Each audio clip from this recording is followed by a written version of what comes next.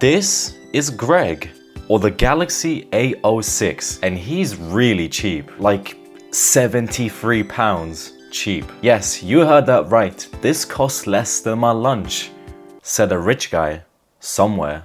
Where is he? Greg is adorable, but he's also the reason that I've been losing my mind over the last week. How can it cost so little when we usually spend thousands of dollars on new phones? Why was it even made? So here's the plan.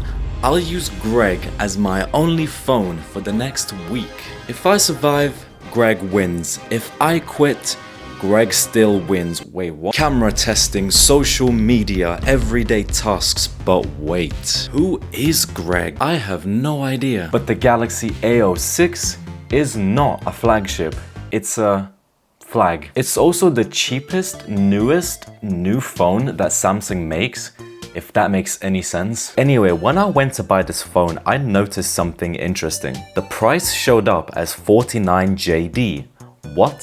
49 Jack Daniels bottles? 49 Monopoly money? What are you talking about? Where to buy? Jordan? Eh? It seems like Samsung doesn't directly sell this phone in the UK, so I improvised and I looked it up on Amazon. And I found this seller who's selling this phone brand new for £71. It's a little sketchy because it's a third-party seller, which means that so I got it anyway.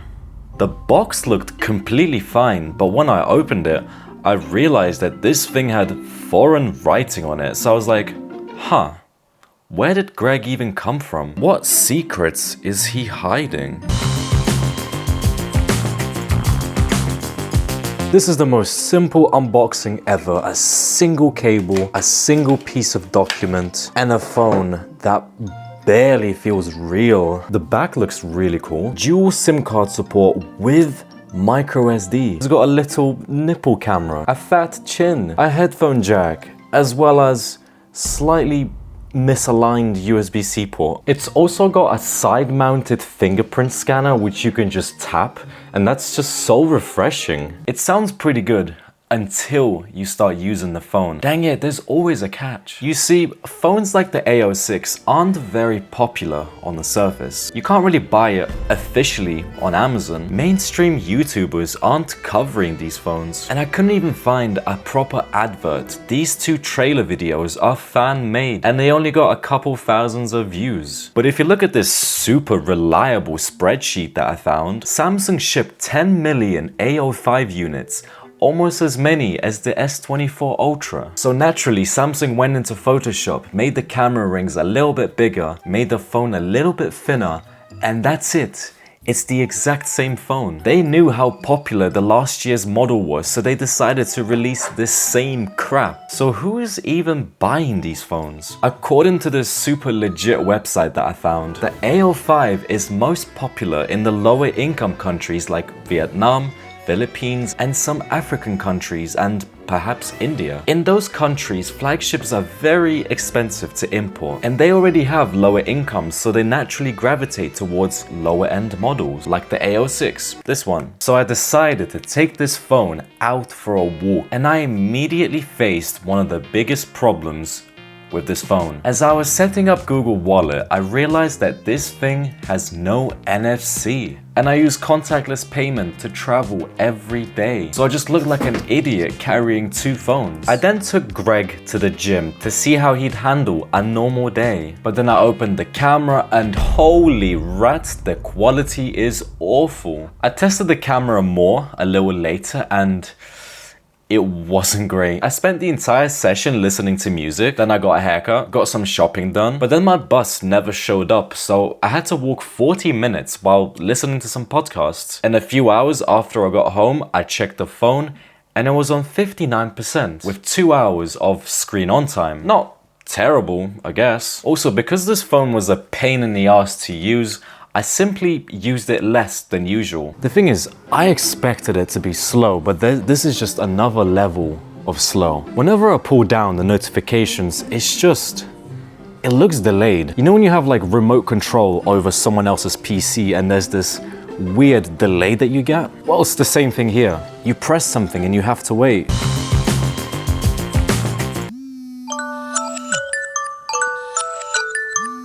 Good morning.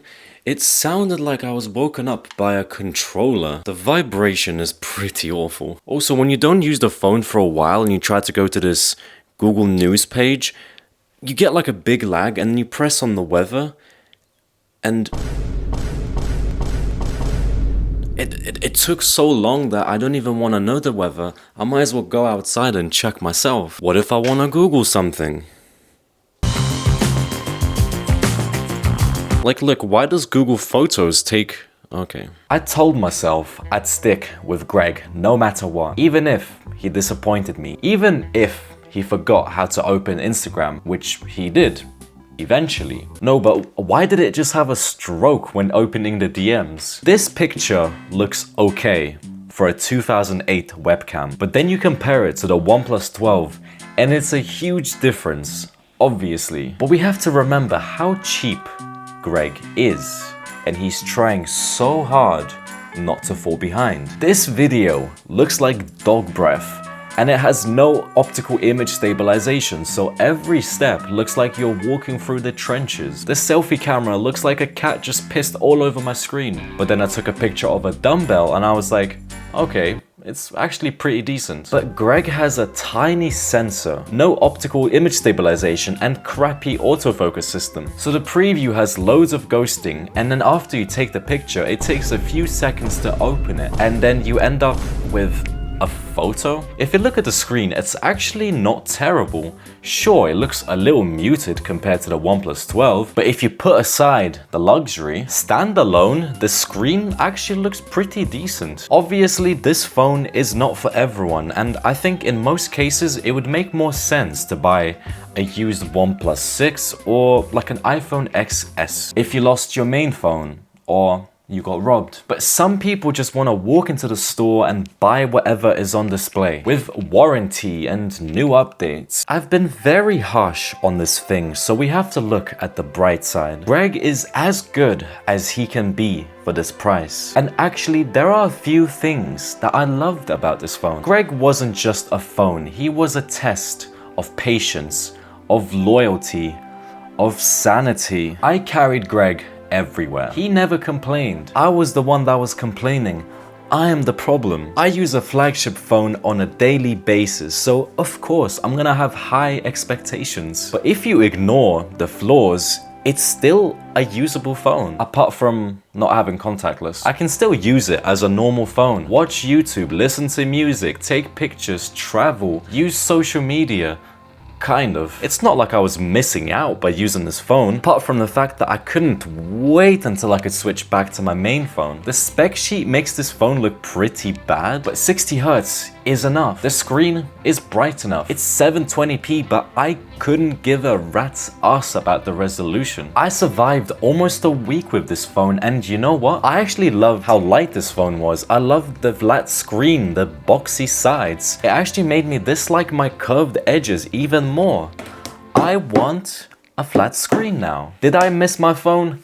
Yes, I did. Do these phones technically do the same thing? Yes.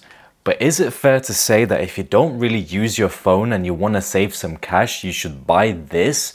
Hell no. You might not need a pro phone, but you don't deserve to be dragged through mud in the trenches just to get through the day. I am relieved that I can finally put the SIM back in my phone, but I will miss Greg.